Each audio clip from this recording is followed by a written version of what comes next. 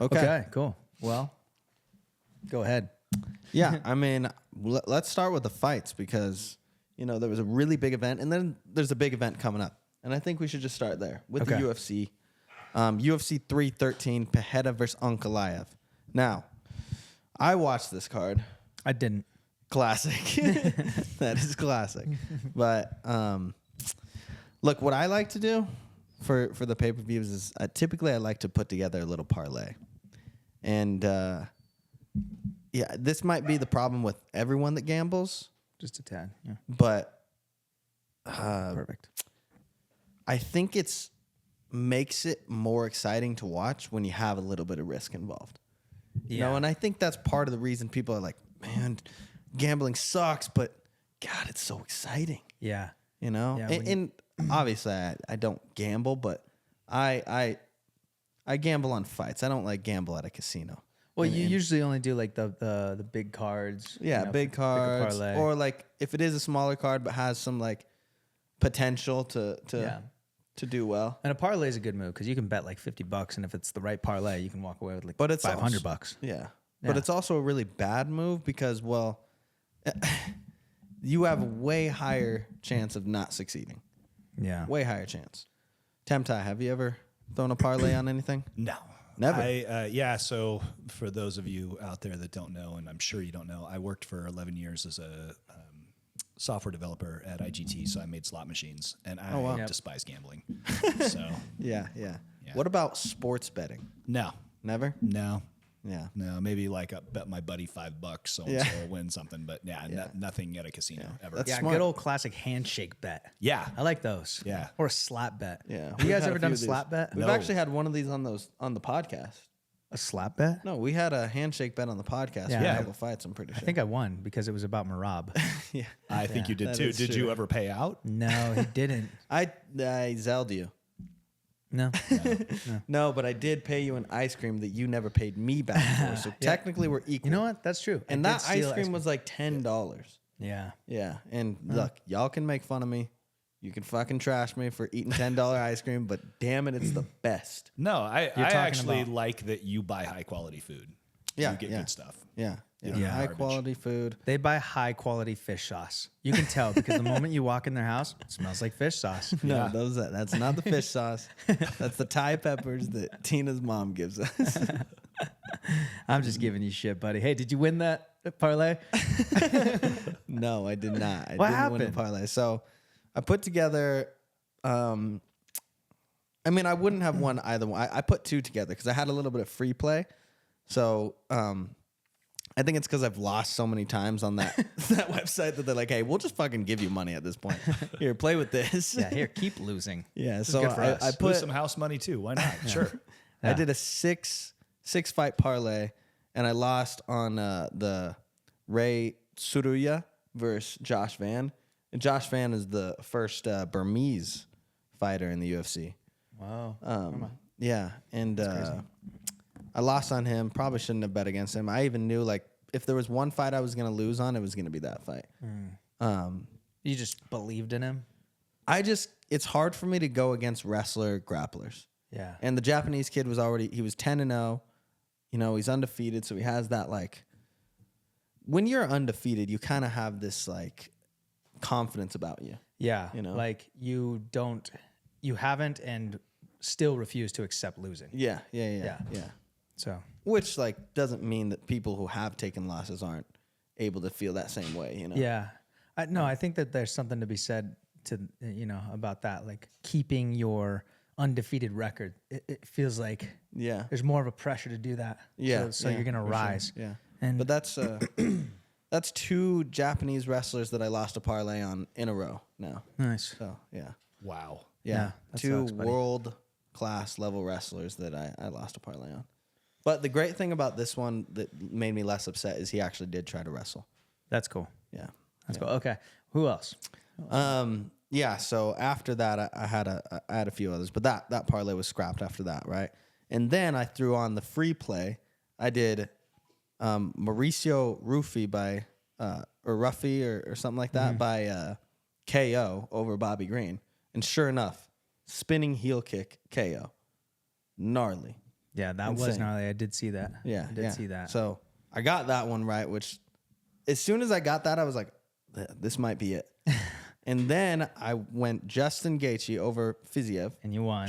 I won that. And then I'm guessing you bet and on then Pereira. I bet on Pereira, which I guess I shouldn't have. I just felt like the energy was right, and I honestly did believe, like, we've never really seen Ankalaev wrestle that much. He wrestled once in a fight, and that fight was a draw, or at least like in the recent fights that I've seen of him. And everyone was talking about, oh, he's wrestling. And I think they just correlate Dagestani to good wrestling. Mm. And his wrestling isn't bad, but it's not great. Like, he didn't take Pereira down once, and that could just be a testament to Pereira's defense, his wrestling defense. But what Ankalaev did really well was the clinch wrestling, It wasn't the takedowns. He held him up against cage. He got 5 minutes total of control time in the fight, as opposed to like 20 seconds on Pereira's side or something like that. So yeah, there was a lot of control, and it was a way more tactical battle than I think everyone was expecting. And Pereira was pushed back pretty much the whole time, which I think that's what Ankalaev did really well. Is when Pereira's on his heels, it's harder for him to strike and counter strike. Yeah, and then when you're mixing up shooting, even though you're not having success with the takedowns, when you're blending in your shots and you're striking, your kicks to the body, kicks to the legs, powerful striking, and then you're shooting at his legs, and then you're clinching with him. It's a lot to think about. Yeah. Right. So that's what he did well. Yeah. Yeah. Yeah. That's good. That's good. It is kind of a bummer to see Pereira lose. Yeah. Just because he's been such a force. Yeah. Yeah. And just like one of those guys that you look at, and every man looks at Pereira and is just like, fuck yeah. Like, that guy is a fucking badass, and he fights all the time. Yeah, he does. All the time. Does not take breaks. Like, he's an active champion, which people love. And when you're a superstar like that, I mean, he's up there now with the likes of, John Jones. I don't think anyone's really near McGregor yet, but like John Jones. Oh, are you talking about in terms of stardom? Oh, stardom. Yeah. So, for him to just fight that frequently and be that big of a star is awesome, because usually you don't get that. Yeah. I mean, you don't get it with John Jones. You definitely don't get it with McGregor. And honestly, who cares at this point? Yeah. But yeah. Yeah, honestly, I don't want McGregor to come back and fight. I don't even care. It's just that. But then again, they're gonna announce it, and I'm gonna be like, "Oh shit!" Yeah. Oh damn. We're like, "Oh fuck, he's fighting." Yeah, we're gonna have a huge fight night. Like, guys, everybody's got to go watch this. Yeah. We don't care, but we're gonna watch. Yeah. I mean, we care that maybe it's someone that can put his lights out. Yeah, that'd be crazy. No, honestly, I don't. Yeah. Speaking of big fights, Ilia Topuria is for sure going to fight. No. Islam. So we don't know what's going on. It's not for sure. We talked about it on the last pod, but he vacated the belt, and which can only mean one thing. And I don't know why you would completely get rid of your championship belt if you weren't guaranteed a title shot. Yeah, that's what I think. Unless you're like fighting a mega fight, like, and I don't even see, like, it would have to be like Ilia and McGregor. That would be a worth it fight to not fight for a title right away. That would be so crazy. That'd actually be pretty cool. Yeah, that would be awesome. That would be so awesome. Yeah. That'd be so cool. Other than that, like, maybe Dustin Poirier, but Dustin Poirier is on his last fight, and do you really want to risk getting knocked out on your last fight? Like, Ilia's striking is so clean, so powerful. I don't want to see Dustin Poirier fight Ilia on his last fight. That's for sure. No. Yeah. Let's give Dustin Poirier like Nate Diaz or something. But yeah. Wait, they fought? Or they were supposed to fight? Did they fight? They've never fought in MMA, I don't think. Dang. Yeah. They were scheduled to fight. Yeah, a couple times, I think. And it just never came, never happened. But yeah, that would be a fight I would like to see. But yeah, UFC 314 though. This is a great card. I mean, first and foremost, we got Alex Volkanovski now fighting for the featherweight belt again, the vacant featherweight belt against Diego Lopes. Yeah. So, yeah, what do you think? Dude, I think this is crazy, honestly, because I remember meeting Diego Lopes when we fought at Combat Jiu-Jitsu Worlds. Yep. And this is before he was in the UFC. He was kind of just an up-and-comer in Mexico and decided to do Combat Jiu-Jitsu Worlds, representing Mexico. And didn't do that well, to be honest. Yeah. But then he gets an opportunity to step in on short notice in the UFC and just brings it. Yeah. And I think he's just one of those guys that has never, ever stopped and never, been discouraged of losses. He's just kept pressing forward. Yeah. And it seemed he has a real desire to learn things at the highest level. Mm-hmm. He's willing to travel, he's willing to go places to just increase his abilities in all aspects of MMA. And that's really cool. And I think it's awesome. I think all of the things he's receiving, all of the popularity that he's receiving is great. I think he deserves it. And I think he's just been stepping up and fighting whoever. Just no fear. Yeah. And it doesn't seem like he's scared when he's fighting either. It doesn't seem like he's nervous about who's across from them, even though, they're his idols turned rivals. Yeah. Which is cool. So yeah, I actually think it's a dangerous matchup for Volkanovski. I don't feel comfortable enough to pick against Volkanovski. Yeah. Because he's, for sure. I mean, he's one of the best featherweights of all time, But I do think it's dangerous because Diego can just tuck his chin and throw hard. And he's a pretty good counter striker. Yeah, he's got some good counter offense with his boxing, which is it's impressive. And that's obviously what Ilya did really well against Volkanovski is his counter boxing. Diego hits really hard as well, has a lot of knockouts. But I think on your side, the technicality aspect is in Volkanovski's favor. And I think people, they just have recency bias, they just see Volk got knocked out, he hasn't been back since then. And, they see Diego against Brian Ortega just destroy him. And they probably think man, Volk is getting out of his prime now. But I totally disagree. I mean, he's lost to two guys. One is the pound for pound number one, and one is the pound for pound number 5 or number. I think Ilya's 4 or 5 right now. What? Yeah, 4 or 5. Wow. Yeah. So you're fighting the very best guys in the world. Short notice, up a weight class. Ilia Topuria, 145, probably the best, featherweight boxer that the UFC has ever seen. Yeah. Yeah. Yeah, I think it's going to be a really good matchup. Yeah. I think the thing is, there is something to be said about how active Diego's been and how impressive he's looked. And the fact that even though Volkanovski has these incredible accolades, he's still sitting on the sidelines right now, not experiencing that, that cage time. Yeah. And I think that Diego, just doesn't have any fear. I think he's going to go in and he's going to push the pace. And I don't think that Volkanovski does his best off of his back foot. Mm-hmm. And I think he tends to leave himself a little open. And that's where I could see Diego capitalizing. He's going to kind of keep Volkanovski on the back foot.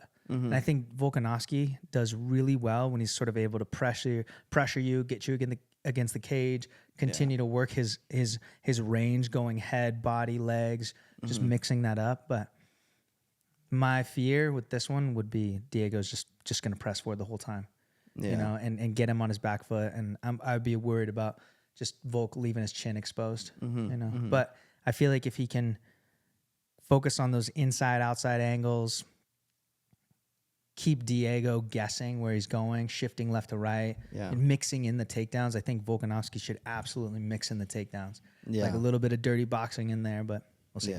Yeah, even if it's not for even if it's not to get ground control. Yeah. Just mixing it in because Diego is dangerous off his back, 100%. The jiu-jitsu is there, but you know, I mean, Volk has fought Brian Ortega. He's gotten out of some tough submissions. He's definitely, and he's training with Craig Jones every day. Yeah. Like if you're training with Craig Jones, like, and you're having him put you in bad positions and fight out of that, like, who else is going to give you that look? Yeah, you're going to figure it out. Who's going to give you that type of adversity in the grappling? Like, no one. No one in the UFC. Not to mention Craig is like 30, 40 pounds heavier than him. Yeah. So, I mean, maybe not that much, but yeah. Hey, between you two, it would be me. Probably controversial. It's probably a controversial question. I'm just interested to see how you guys answer. But who has the best track record of picking wins with UFC? Any pro fighting, really? Oh man. I honestly have I to feel go like, with the gut. I feel like my gut says it's actually pretty even. Yeah. Yeah. And I do feel like we kind of have similar picks a lot of the time. Most of the time, yeah. A lot of the time. And I would say when we don't, then it's pretty even. Pretty 50-50. Yeah, most of the time, if we start talking about it, we agree on the same fighter.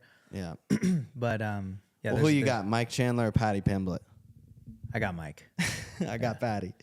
Ooh, so here we go. Maybe we should put this to the test. How is Patty like? Okay, look. Mike is obviously the toughest fight for Patty to date. And he has the ability to hit Patty hard. But at the end of the day, like, Patty is evolving. And Mike is a fighter. Like, he fights. No matter what. You're going to get... If you're stepping in there with Mike Chandler, you're going to have to fight a guy that's just... He's going to throw at you, try to knock you out. You know, when do we see, like, evolvement from Mike Chandler?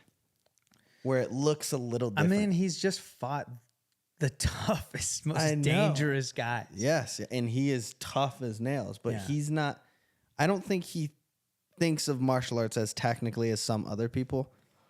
And I think he just gets in there and he just, deep down, he's a fighter. It's just a brawler. You know?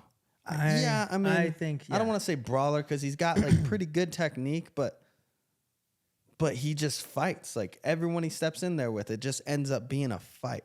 Justin Gaethje, Charles Oliveira, Dustin Poirier, you know? Yeah. I think, here's what I think is going to happen. I think it's going to be a little dangerous in the beginning, but I think Mike is just going to pressure forward, continue to pour the pressure on. I think Patty's going to get tired in the third, and I think Mike's going to TKO. 5 rounds. Yeah. I think he's going to get tired in the third, and Mike's going to TKO. Whoa. Yeah. TKO. I don't think it's going to be a knock. I think it's just going to be one of those situations where he's just on top of Patty, just pouring it on. But Scousers don't get knocked out. He's not going to get knocked out. It's going to be a TKO. Yeah. No, I mean, I really like Iron Mike, but I just see, like... See, this is one that Patty you wouldn't bet on. This is one you couldn't bet on. Yeah. It's hard to bet on. Like, Patty is definitely... If I see someone, like, who's most likely to be champion in the future, it's Patty over Mike. You know? I mean, Mike has already lost to every one of the top guys. Chandler, Oliveira, or Gaethje, Oliveira, Poirier. Hasn't even gotten to fight Makhachev yet. You know? Yeah. And we're talking about... Who was his last fight? It was Oliveira again. It was Oliveira he just again, got whooped. Yeah. Yeah, that was rough. Yeah, you do want to see that evolution.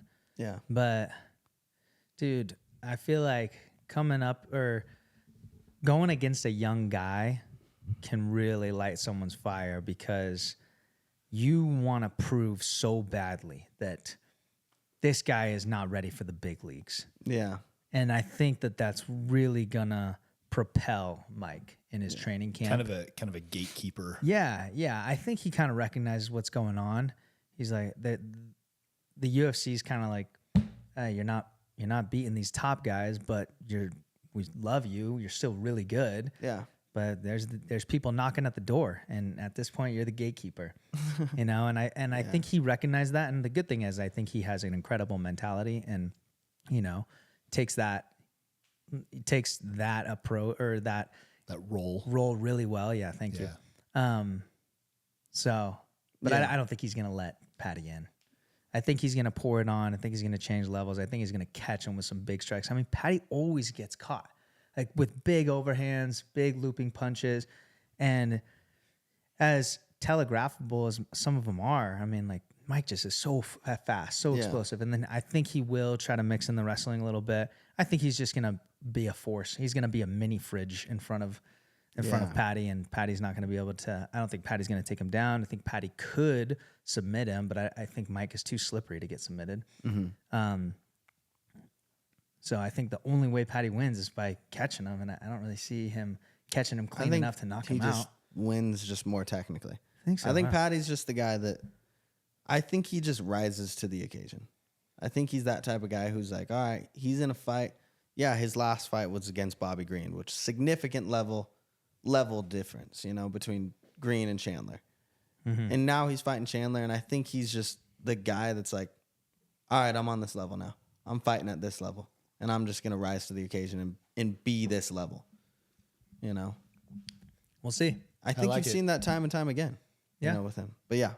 It'll be exciting either way. Now we officially have an opposite bet, so we'll just judge based off this one. Honestly, anytime we have an opposite fight on the pod, we'll just start counting them up, tallying them up, and then we'll get your answer, Ty. So far we have one fight that you guys have gone opposite on. Yeah. You know what I think? What? Instead of betting money, I think we should bet breakfast dates. Ooh, I like that. The cup. Yeah, fuck the cup. No, but you have to take me to the cup. Yeah, okay. Yeah. And you have to take me to Two Chicks. Yeah. Is that where you like to go? For those who Two don't Chicks know, in Midtown is way better. Laird and I have this debate of the better breakfast joint here in Reno, and my favorite is the Cup. Laird's favorite is Two Chicks. But Laird's but it's like, what are you judging idiot? The favorite of what I've tried. I've tried Pegs. I've tried the Cup. I've tried Two Chicks. Two Chicks is the best. Okay, so I'm going to throw my hat in the ring. It depends on what you get. If you get the corned beef hash, by far Pegs is the best. No doubt. Like nobody else's corned beef hash compares.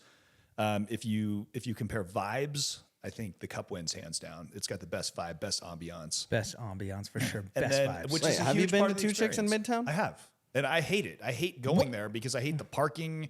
It's just a big pain in the butt. I like the Two Chicks in the South Reno because it's easy to park there. Okay, well, I can walk there. Yeah, well, Tina and I walk there. Yeah, that's cool. That's not even cool. fair. But when you're in there, it's like darker, lower lighting. No, it's not. It's actually got a whole row of windows. Yeah, you know what that just shines in. I mean, it's just, I don't know. Like the painting in there, it's like red and black or something.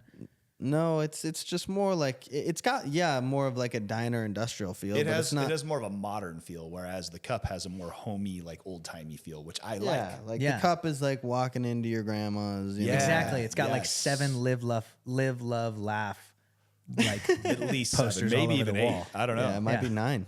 Yeah. It might be 9. Could be. Yeah. We'll I mean, if I don't see at least a couple of those, bad diner. yeah, it's not Bad even worth diner being experience. Yeah. Okay. So overall, though. Overall, I have to go with the feeling I get when I walk in, and so that's why I would choose the Cup overall. Okay, what is the feeling? Well, also you the get? portions of food. Like you like always I'm- get a lot I'm of going food. home. Last time I went to the Cup or to Two Chicks, I remember the Left food hungry. that they brought on my plate. I was like, "Are you actually serious? That's your fault. What? That is totally your fault.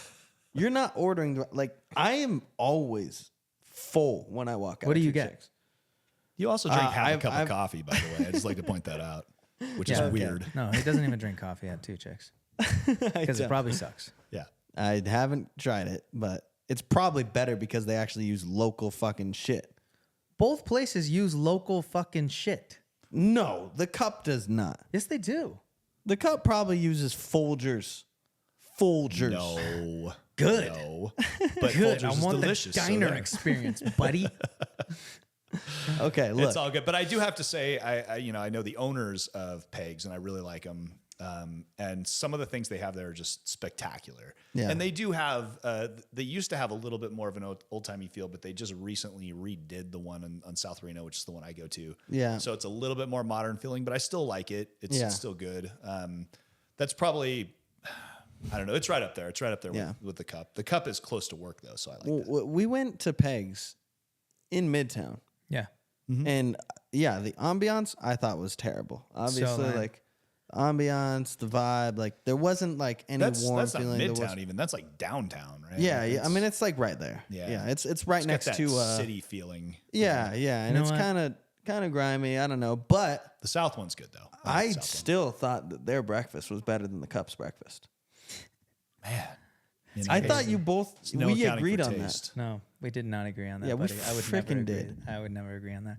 And guess what? Two Chicks is way better than Pigs. As far as that's whatever. All right, now you just hurt our feelings. Okay, I'm telling you though, I don't like going to a place, ordering food, and being like, "What? Why do you do what happens? Are you ordering a couple eggs and a sausage link?" No, but if you order the 2-egg breakfast at the Cup, it comes with like more potatoes or hash browns than you would ever need. More filling. I will agree. And they've got 2 great eggs cooked to your liking, a biscuit, a piece of toast, whatever you want. Okay, this is the difference. Is if I'm going out to eat, I'm not afraid to add a side. I'm not afraid to get what I like. That's the thing is you have to do that at Two Chicks. No, you don't have to. In fact, I didn't do it last time. If you don't want to be full, you don't have to. Yeah. Yeah. If you want to starve to death, sure. It's your prerogative, man. You people. Yeah. We'll get down to the bottom of this. I mean, I'll turn you both into Two Chicks lovers by the end of this. I do have a question for you though. So you had one of your more recent posts, your reels, was like the 5 rules of etiquette. Yep. What was the inspiration? Was it me? Was it Mikey? It was the socks and the headgear. No. No, actually. So there's this wrestler actually he lives in Arizona, I believe. He goes to this college prep school that's specific for wrestlers, I'm pretty sure. His name is Kyler Larkin, and I was watching one of his videos on YouTube, and I was like, this is kind of how I want to edit. You know, I thought it was really cool, really creative. He kind of has like his own flair. It was something that I resonated with as far as like what I would like to, or how I would like to edit. So I've just been watching a lot of his videos and going on his Instagram, and he kind of does the same type of post, but for wrestling. And I got some inspiration for that, and I'm like, well, no one's doing this for jiu-jitsu, so steal like an artist, I guess. Yeah. So shout out to Kyler Larkin's Instagram page and YouTube. Imitation it's really is cool. The greatest form of flattery. Yeah, that's right. Yeah. And I think like right now in my editing journey and just content creation journey, I just like to pick some people and just kind of copy what they're doing until I start to get good enough to find my own style. Like it was similar for martial arts for me, like I would see, I'm very much a visual learner. Like I'll watch something and then I'll try to implement it. I'll try to implement that same style, that same technique, and then eventually you gather so much knowledge of all this stuff that you start to create your own style using those things. Yeah, absolutely. Yeah. Well, it's when you learn how to draw, you usually try to copy some work of art, right? Yeah. You don't just draw random things. I mean, in art classes, usually they'll say, "Oh, here's a Monet or whatever," like, and try to draw that. And here's this technique, and it should honestly be the same when you're learning. When we do jiu-jitsu, you guys demo, and then we try to copy what you did, and we usually do it very poorly, but we try. Yeah. And eventually we get better, and then we start, like you said, like adding our own little flavor to things naturally. Like that. What's funny about that is I actually think that's one of the like best ways to learn. I can relate this to like learning a language, I guess. And I've never done that. I've never learned another language, but I've done a lot of research on it because it's something I've wanted to do and I still want to do. But it's kind of funny. Like when we're in here, it's not like we're breaking down like the definitions of everything and then showing you the moves, right? Right. It's like, oh, today is going to be all definitions, and then you're going to, show us that you understand the definitions, which might have its place, somewhere. Yep. But how in like Spanish class, you know, you start learning like verbs and conjugations or whatever else. And like, you know, the infinitive form. yeah, it just seems like such a weird way to learn. Like if that's the same thing you're learning in English and that was the language you started with, why is that the way you're learning? Why aren't you learning by saying like, here's some flashcards that say, you know, that this is the Spanish word and this is the word that says. And then you do like speaking practice with your teacher, with your partner. Yeah. You know? Well, it's actually, to your point, the way that language is typically learned by children, it has no written language at all, right? It's you see a thing like an apple and your mom says apple, and then your brain makes that association between that thing and that sound. Exactly. And then later on in life, you learn how to write apple. Yeah. Right. And so, but what's funny is we try to teach people Spanish by showing them an English word and then saying, this is the Spanish word for it. And so then you get into this place where you're like trying to translate in your brain where you see something and you think of what it is and then you try to think of the Spanish word for it. And that's not effective at all. And it would be like being in a jiu-jitsu class and saying, okay, here's the word for this thing, and we're going to study that, and then we're going to try to do this move. That would be absurd, right? But that's how we do it with language, which is a little bit weird. And depending on how you break it down, like it's really, even sometimes we'll be like, oh, this is kind of an advanced technique to teach white belts. But if you teach it in like small steps, most of the time, all the white belts are getting it by the end of the class. Yeah. Right? And it's just because you're showing it in like small increments and then they're doing it and then they're putting those increments together, you know, to make the full move. Yeah. So I find that for me personally, when you guys teach that stuff, things that are, you know, clearly a little bit more advanced, I might get to where I can do it in drilling, but then in live roles, I'll try to do it. I'll kind of fail, but I'll at least try it. Yeah. And then over time, you know, just keep coming to like open mats and that sort of thing. Yeah. Eventually you like might pull it off and you're like, holy crap, it actually worked this time. Yeah. That's cool. But if you don't, you know, drill it that way and like do it incrementally and then try to experiment with it a little bit, you'll never get it. Right? Yeah. Yeah, exactly. And that's the same thing with language. I feel it's like you said, like relate the words to objects or, you know, to concepts, and also just have conversation, you know. In jiu-jitsu, you have to have the conversation of like trying it live. Exactly. You know? Yeah. Yeah, I agree. Great. Cool. Glad we can all agree on that. Yeah, that's great. Podcast over. Yeah, that's it. Podcast Thanks done. for adding into that. Yeah, I agree. Good thought, Sorry, guys. I'm a little focused on Burger as well. I keep hearing him whine out there. It's like having a conversation with your 16-year-old son, you know. Yeah. It's like, hey, how's it going? Fine. Yeah. How was school today? Fine. Like, give me something, Great, man. Great. That's perfect.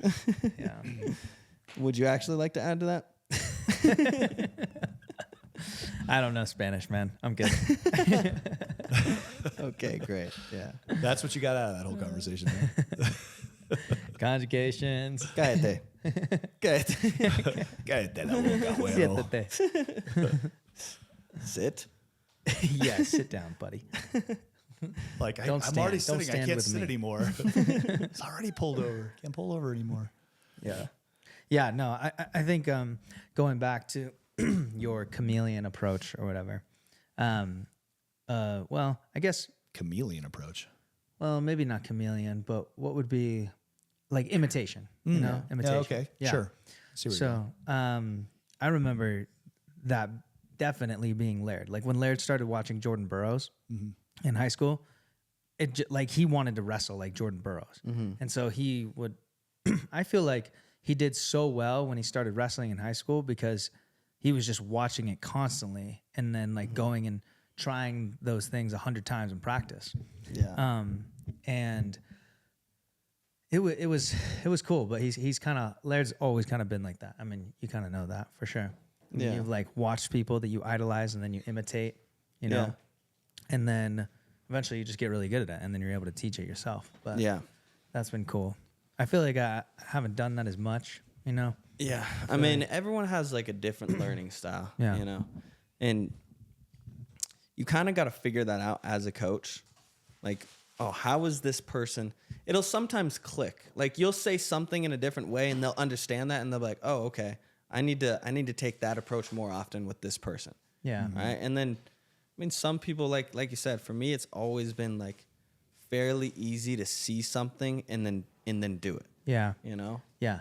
And obviously I think that comes with like just doing it since we were young. Yeah. You know, Like that's you're, part of it. you're already practicing it in your mind, like the way your body's going to perform it. Yeah. You know? Yeah. Yeah. Like most of the times I see a move, I mean, I would get so pissed off when Kayotera would teach something and or like say like, hey, this is the sequence that we're doing, or this is like the rolling scenario. And there was like fucking hundreds of questions. I know, dude. I would get so pissed sometimes. I'm like, can we just fucking roll? Yeah. Like, I understand this. Like, why are you, good, what man. is the question here? Yeah. Yeah. But I feel like some of them are just looking for The break. the break or more rest or something. I don't know. Yeah.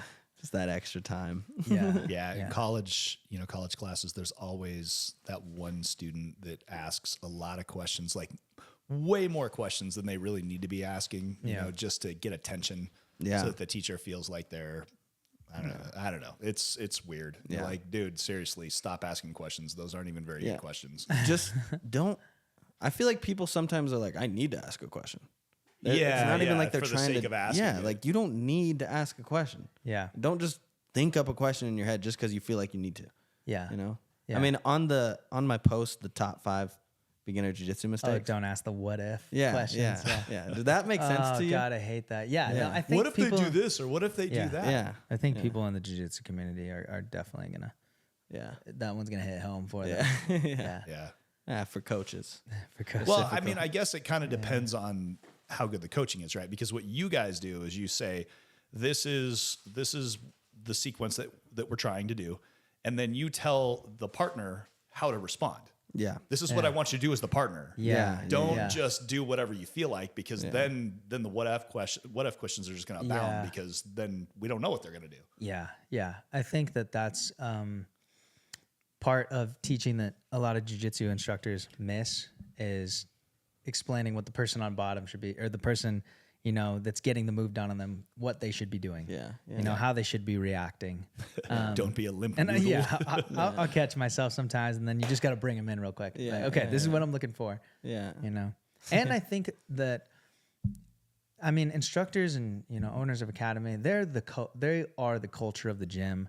And if you've got people asking like what if questions, you just shut that shit down right away. You just be like, we're not doing that right now, but Yeah.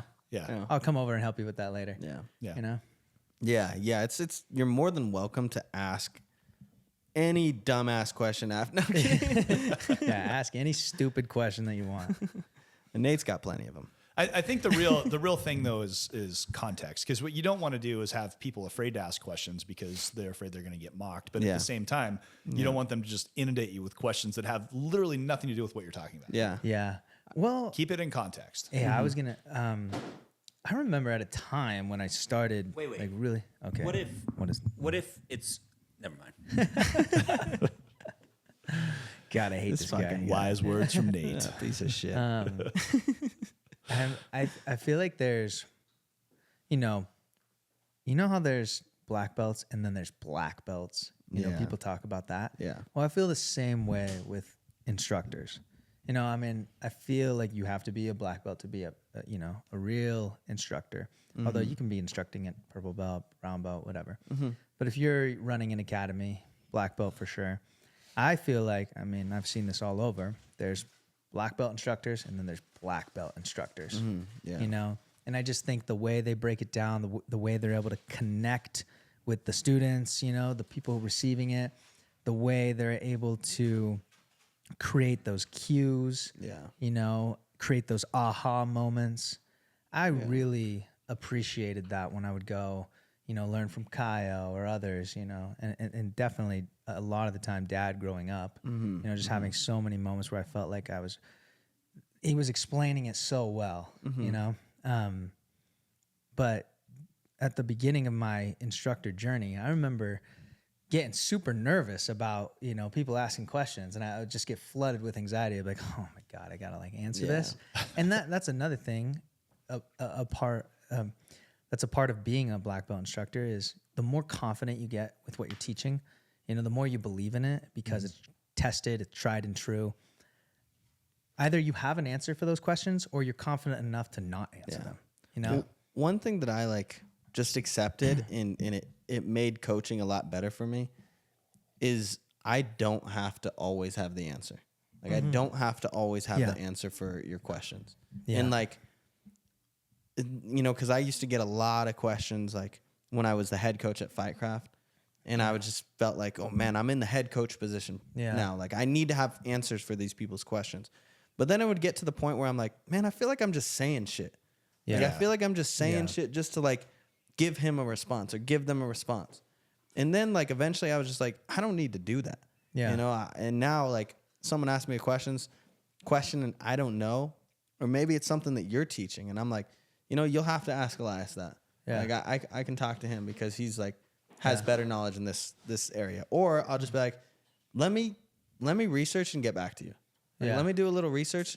I'll figure it out and I'll get back to you on it. Yeah. You know? Yeah. That's cool. Yeah. Yeah. That's really cool. I appreciate that too. Well, the other thing is, you know, depending on who's asking the question, what is say I'm asking you a question that you can't answer. Yeah. Should I even really be asking you that question, right? Like if I have a question that I'm ready for the answer for, you should probably know the answer to it, right? I mean, it could just be like weird scenarios. Like I get questions. Someone will be doing, you know, the knee shield or something. And depending on the body type you're doing this against, you might get a different like reaction or a different feel or a different like, and then you'll look to the coach and be like, oh, this person did this. Like, how do I deal with that? And it's only specific for that one person that did it on them. Right. You know? In those cases, sometimes I'll hopefully grab that person that he's having difficulty with and I'll kind of feel it out myself. Yeah. And kind of go through it and just be like, let's work through it together. Yeah. You know? Well, and that's where having the actual expertise in the doing of it is really helpful, right? Yeah. Because some people are fantastic teachers, but maybe they're not as good at jiu-jitsu. Yeah. So that sweet spot is where you're really, really good at jiu-jitsu and you're also really, really good at teaching. And if you can be both great at both of those things, then you can get in there, feel it out, and be like, oh, yeah, this is what I would do in that situation. Yeah, that's nice. Quickly. Being able to troubleshoot is really nice, you know, because Yeah. some of them are like very nuanced questions and you don't know how to answer it in a way, like you have to demonstrate it to answer it, you know? Yeah. It's like, I can't put the words. And sometimes you don't even know, like, you like leave out a detail of what you're doing because it's natural to you. Yeah. You Yeah. know, We've talked about that before. I actually like came across this yesterday. I was here teaching my private, and then Chunks and Brian were here. Well, there was a couple other people, but at that point it was just Joe, them. Chunks and Joe. Yeah, there's Joe.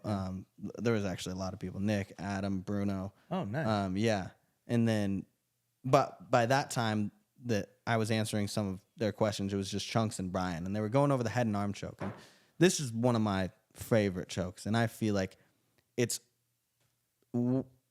way unused. Like it's not used enough, and I feel like people just don't feel confident in it. But it's something that I've like developed really well, and I feel like I can finish. Like if I get someone there tight, I'm pretty confident that I could finish. Yeah. You know, so when we were going through it, I was teaching like just how I set it up, how tight I get, like where the focus is, like what arm is really attached to the neck. And then afterwards, Brian was like, yo, how are you dismounting like into that side control position or into that like off the mount? Yeah. And I didn't even ever think about that. I always just say like, oh, you know, like I teach the upper body part. Yeah. And then I say like, oh, then you step over, but I'm not teaching exactly how I'm stepping over. And then when he asked that, it like made me think, oh man, I don't actually like lift my hips or step. I like straighten my leg and lean into it. And that made the move so much more effective for them. That they were getting the submission before even stepping off mount fully. You know, so then like That's once we cool. found that, I was like, oh shit, this is a detail that I do that I didn't even notice. Yeah. And then I haven't been teaching. That's You know? that's an example of a great question too. Yeah. You know, and I feel like you get the best questions when people are very intentional with their listening. Yeah. You know, they're listening and they're watching. Sometimes you're just getting questions. Yeah, people just want to ask. But Brian is like, he's watching, he's trying to analyze. And that's really cool. Yeah. You know, because questions like that make you a better instructor. Yeah, for sure. You know, that's awesome. Yeah, 100%. It's the So best. cool. Yeah. Shifting topics just slightly, but I had this thought the other day about there's been so many moves like invented in jiu-jitsu, you know, and I think when you're growing an academy and you're growing a business and you're trying your best to, you know, grow as a human being and optimize all, you know, aspects of your life, you know, like constantly pushing to the next level, especially in the academy and jiu-jitsu overall. I was thinking, man, what if you had to invent or create a move or a submission? Like if you had to, do you think, like if someone was like, I'm going to give you 3 days to invent or create something that's never been created before. Yeah. You think you could do it? You know, it's kind of a fun challenge, you know? I don't think I could do it confidently. But if you had to. I feel like I would figure something out and be like, this has got to be a submission. Yeah. Like someone has had to have done this before. But I wonder if having moments like that in our journey helps us think deeper, you know, like Yeah. thinking about Josh Waitskin in his book, you know, The Art of Learning. Like I wonder if that could help us, you know, think even deeper. Like if we just had to have that deep focus and that deep work and almost like that pulling our hair out, you know, moments like I can't figure it out, but you just go deeper and deeper. Yeah. I wonder if that could yield some really cool results. And if anything, if you couldn't invent the move, maybe you'd figure maybe you would figure something out, you know, something that's really cool. What would you call it if you could invent it? I mean, would you name it after All Ground? Dude, I'd call it the Anderson Slammer. Anderson Slammer? Yeah, no doubt. Yeah, obviously. Eye of the Tiger. Eye of the tiger. To that specifically. Yeah. I mean, I feel like the best sessions that I have when I'm coaching are when you and I get together a couple hours before and are on the mats in our gis or in our no-gi set, and we're actually just like walking through positions, you know? Yeah. One specifically that we had back when you were living on Taylor is we were in the garage going over like the side control escapes. And I was just like, put me in side control. And I just started feeling through these motions. And we started talking about like, I would do this. And I would, you know, and it just like, we developed they're probably already developed or they're like a blend of moves that already exist, you know? Wrestling and jiu-jitsu. Yeah. And that just felt so good. And I know going into my coaching session that next week or that day, I felt so good. Yeah. I was like, God, I feel so confident teaching this. Yeah. Well, you know? And that's the art of preparation. Yeah, you know? I mean, exactly. preparation is key, especially as an instructor. Yeah. And one thing I really love about Saturday open mats is that's where I take the time to think about everything I'm doing when I'm rolling, and then I'll write some things on the board, you know? Like, I feel like it's an opportunity for me to study and like get realistic reactions, because pretty much everything that I'm teaching, I'm trying to implement myself, if not already implementing, you know, like I'm doing that on a regular basis. And so one, that helps me feel way more confident when I'm teaching, because I'm like, I'm doing this, you know? Yeah. I try this almost every day. But when you get different reactions, that gives you another opportunity to build on the curriculum. And that's fun, you know? When we're looking at the arm drag, like, you know, someone was just hanging on for dear life to my sleeve. And I'm like, okay, well, this is totally going to happen. Yeah. You know, now we have to come up with something to add to this series, you know, because it can be the same curriculum and you could just continue to add on to it. Yeah. I like that. I like the little variations that you've had with that whole arm drag series. It's been cool because I feel like every time we come in, you're like, okay, we're doing the same series, but then there's always some like little nuance that's a little bit different. Yeah. And, you know, I've liked that because it's given options. So first of all, it makes you a little bit less predictable. Yeah. Because everybody's learning the same thing. They know what I'm going to try to do. Yeah. And so I've got like 3 or 4 different little variations, Yeah. you know, like the smoke, you know, you can add that stuff Create in. smoke. Yeah. Yeah.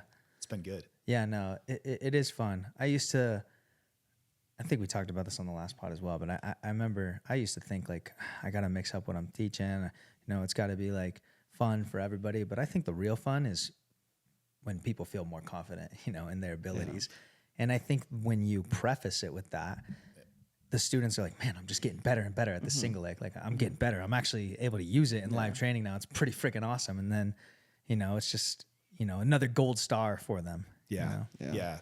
I mean, it's cool to learn cool stuff, but if you don't keep hammering on it until you can actually use it live, then it's really rewarding to come in on open mats and try something that you've learned over the last couple of weeks and it actually works. Yeah. That is a really cool feeling. Yeah. How does it feel for you guys? I mean, you guys teach this stuff and then you got to be watching during open mats just to see like, hey, are these people using the stuff that we've been teaching them? And it's got to be kind of rewarding to see people actually pull off moves that you guys have been teaching us. Yeah, it's one of the best feelings. Yeah, it is for watching a student just hit a move exactly how you taught it, or even just attempt it. Yeah, is like, wow, that's nice. Yeah, that's nice. I noticed how you looked at me when you said, or even just attempt it. No, at least try. You're actually one of the guys that's like very focused on attempting the moves that we're teaching and trying it. So. Yeah, definitely. When I'm watching you, I'm always like, let's fucking go, Ty. Yeah, I'm trying. Yeah. And I feel that way with Chunks too. Yeah. When I'm watching Chunks and just all the passing that we've worked on. This guy Nate. Don't worry, man. We'll get to you. Yeah. No, but yeah, I mean, Chunks and I have worked a lot, on a specific style of passing, and now I just watch him smash people with it. It's awesome. Yeah, I think that also shows like the ultimate trust in you as a coach. When people are like, I'm just gonna fucking do what he's saying, and I'm gonna do what he's teaching, exactly how I learned it, and I'm gonna try it right now in this role. Yeah. It kind of shows like, oh, they trust us as students. Yeah. To really try the moves that we're teaching. Well, yeah, totally. I think that speaking of people that do things really, really well. There's a guy in this room with us. Yeah. Well, he's not actually in this room. He's on the outside of the door, and that's Burger. Yeah. My dog. If you have a ball in front of him, he will do anything. He will catch that ball. Yeah. He will lay down in a second. Yeah. He'll sit. He'll speak. Will he? No. Okay. He'll recite poetry. If you're wondering why we're being silly, it's because Nate's in the room, Yeah. And you know what? He's one of our worst students. let me tell you, I'm gonna talk about Nate right now, even though he can't respond on the podcast, but he's sitting over there working on some stuff. I was thinking Nate's like right now where he's at, and I mean this in the best way, Nate. Ooh, this is gonna be rough. Roll like you're rolling like a retired professional skateboarder. Okay, so you were a pro, Tony Hawk. right? He'll like, take it. Like you're a pro, and so you're kind of shaky on the tricks, whereas like someone that's real, like a professional skateboarder is stomping them, stomping a kickflip, stomping a tray flip, like they're stomping tricks. And right now you're still landing the tricks, but you're kind of like shaky on them. And I think the cool thing is you're getting less and less shaky, and you're getting more stable in those positions. It's because you're practicing them well, you're implementing while you're rolling, and you're asking the right questions. But yeah, that's the thing I want to see from you more and more. It's just, and it's something what we always talk about, just stability, or like base, being able to slow the match down. Because you're right at that. I mean, that blue belt level is like, I think that's the hardest belt. I don't know. The blue belt feels like to get through. Yeah, That's to why get everybody through. quits. Yeah, to get through, because you know a lot. You got a lot in your repertoire, but it's really about honing in. Honing in on certain things. Yeah. And this guy's got to hone in. Yeah. And Yeah. He's honing. Yeah. He is honing. Retired old professional skateboarder. You left didn't out say the old. old part. Retired in his 70s professional skateboarder, right? Yeah, like That's what we were you talking watch a 70-year-old that was a professional, and he's like, ah, Yeah, but he still kind of lands it. But he could ride the board. Oh, yeah. Like, he's not really landing tricks at No, all. you're just kind of always nervous for him. yeah. Like you're always a little nervous, like, God, he's gonna hurt himself. But then you think actually- he's done this for so long, he's gonna be fine. That's so Speaking- true in so many ways because Nate is a legend. He really is. Yeah. Like ex-pro. Getting off the topic of Nate, because I think we've talked about that guy way too much. Way too much. And to be honest, don't like him. Speaking of people making you nervous that they're gonna get hurt, and I've been meaning to like want to talk to this person. I don't think we've ever talked about him on the podcast, but Peter, like when I watch him and Owen roll, they are both so strong and explosive that I'm like, someone's fucking blowing their knee out. Yeah, dude. And Someone's I feel like blowing their Pete's knee out. already blown his knees out. I know. I always- literally get so nervous, and like I've been meaning to tell him this, and maybe he'll hear this, but if not, I'll tell him in person. Well, I will say actually, because I've rolled with them a bunch recently, and they're definitely implementing, a lot. Yeah. They're finding ways to really slow the match down. I think in that like competitive point, heat of the battle, they like watching them makes me super nervous as well. But as of recently, and both everybody's learning fast. Everybody's learning at a fast rate. So as of recently, rolling with both of those guys and then watching them roll with each other, it's just getting better and better. Like they're trying to lock each other down, slow down the match, focus on control, and then advancing the position.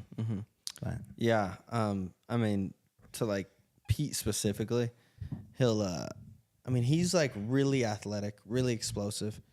And I think that's like one of the tools he likes to utilize. And when you're like coming up in jiu-jitsu and you're a blue belt, you just got your purple belt, like you're wanting to, like all your athleticism is being used, to get to a position, to jump on something, to like take advantage. It's not like, I feel like he's still at this point of like, I need to take advantage of that rather than like, oh, it's okay, it'll come again because I'm going to give myself the opportunity.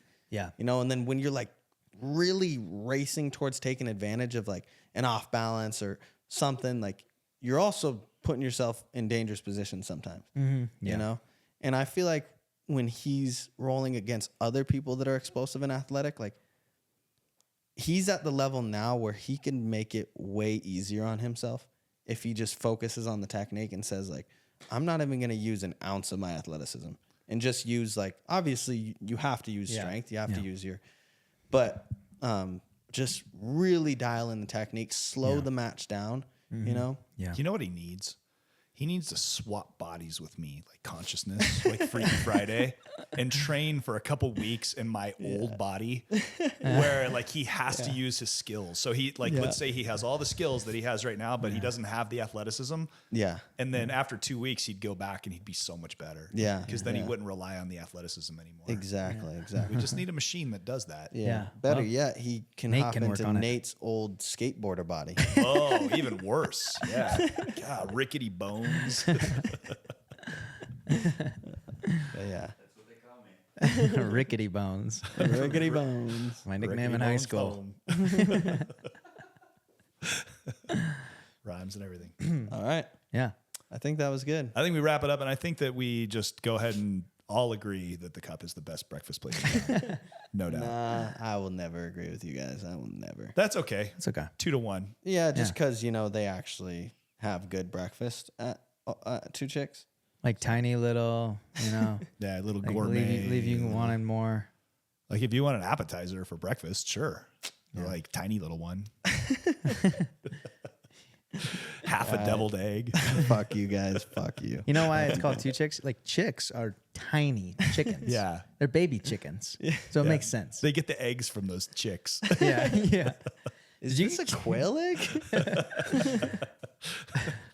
No, that's a local organic egg. That's a local organic chick's egg. This is an organic egg, guys. This is a very good egg. Whereas at the Cup, we're like, hey, are these ostrich eggs? They're so big and delicious. Yeah, but we don't know where they came from. No worries. I am not worried about They that. came at in a all. box that I'll said take another. Chernobyl on Yeah. the side. I don't know. I don't know much about it. Yeah, we bought this on Amazon. No, the eggs have tattoos on them. At the cup. Little teardrops. But at least they fill up my eggs at- coffee quick. The eggs at Two Chicks have diapers on them. Oh, little baby egg. Uh-oh. Two chicks no, going to sue us, by the way. Fortunately, nobody knows who I am, so they won't know where to serve the papers. Yeah. Damn it. We're out in the open here. They're going to sponsor me. Yeah. Has a pro fighter ever been sponsored by a breakfast place? I know. I'm gonna make That would be be the sick. first. Be the first one. Dude, that'd be so cool. That would actually be pretty That cool. would be. Yeah, maybe we should stop talking shit about him. Yeah. Yeah, well, you Jiu-Jitsu, guys, so fuck you good. guys. No, Okay, we're never gonna tell him about this episode. Look, I mean, maybe the cup will sponsor you guys, but yeah, That'd be so that cool. would actually Oh be man, pretty cool. Ty, you're gonna have to work on that. Yeah. Like, you want me to sponsor you to do what? You don't even compete. I'm like, yeah, but I'm a really promising white But belt. look, I'm Temp Ty on the All Ground Pod. They're like, who? Someone in the background's like, "Whoa, no way!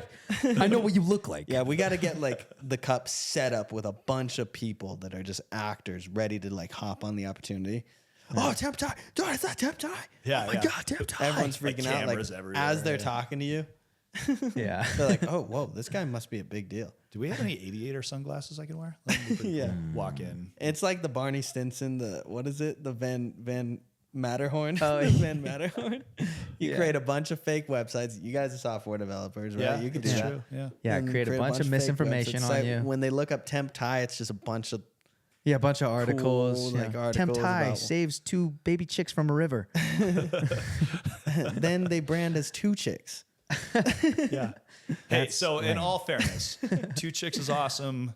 Pegs is awesome. The cup is awesome. It's really just a matter of they're all great, but it's like which one's the best, Yeah. right? You know what? And I so don't. we're not bashing No, on anybody. I've enjoyed myself at every one. Me too. But I We're enjoy myself the most at Two Chicks. Yeah, we're local business owners. You know, we don't want to talk shit. We're just, Yeah. we're keeping it real. Keeping it real, yo. We're keeping it real. Yeah, yeah. Talking that talk. You know, I also have a bad. So we went to what's the mini golf spot just down? Magic carpet? Yeah, fucking Magic Carpet. So Tina and I went to Bash mini on golf, the local business. and this girl, You're gonna die, clown. this lady, asked. She was in front of us, and she was already like taking pictures of everything. Like she was stopping every putt to take a picture of something. and this is like, we make it to like the 6th hole in we're doing 18 holes, 18 mini golf holes. We make it to the 6th hole, and this girl, Tina asks, "Hey, can I take a picture for you guys?" That was the last thing that was the end of it. That was the end of our experience at Magic Carpet. Like after that, She was this too girl nice. talked to us all the way through. Oh, no. Like I shit you not. Like would play. She was, dude, weird. and like one of the things at the end of it, she was asking us to take more pictures of her. She was asking us to take videos. She was talking to us.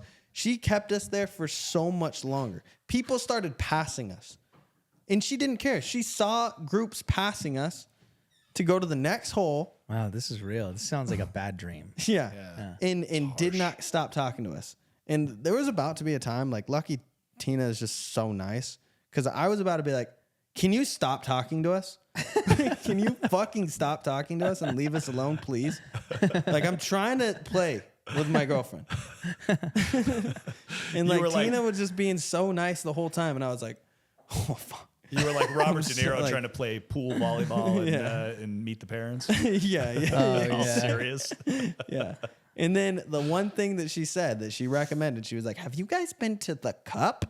Oh yeah. Then Yeah. I mean, I probably would have hung out and talked with her for a while. She's like, you guys got to go to the Cup. Blah, blah, blah, blah. And I'm like, okay. I'm never going to the Cup. Anyway, let's end Damn, it mic there. drop.